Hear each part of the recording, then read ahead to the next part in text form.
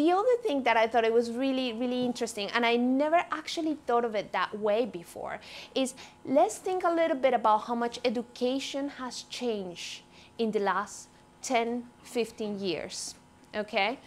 I was raised under an education system where you will be tested almost every day and you were either a success or a complete failure. A system where your test had to be perfect, your project had to be perfect. You would never say something that was experimental or wrong.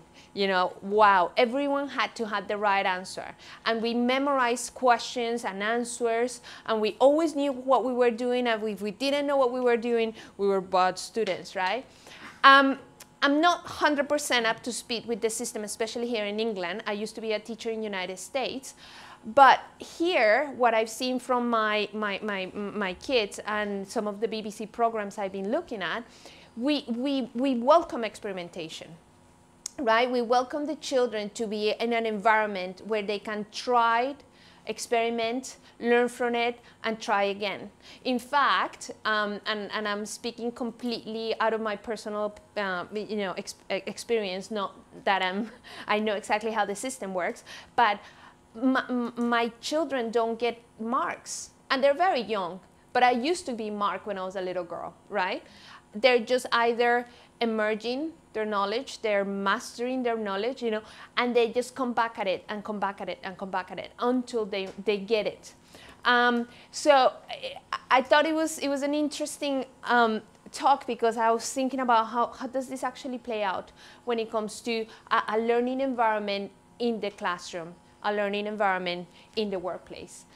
So it actually kind of feels that the classroom is a little bit ahead of us, if you think about it, because they started doing that long time ago. We're now learning to be experimental. We're now learning to forgive ourselves, to actually sell the time, not the voila. And one of the things I absolutely love about Jeff's book, Lean UX, is that he talks about the design hero and how that concept of, like, you know, the design hero that comes and solves everyone's problem and everyone goes, wow, yeah, is that the guy. He brought the concept that no, it's about getting everyone to design, it's about getting everyone involved, it's about understanding the user's needs, that humility that he was talking about.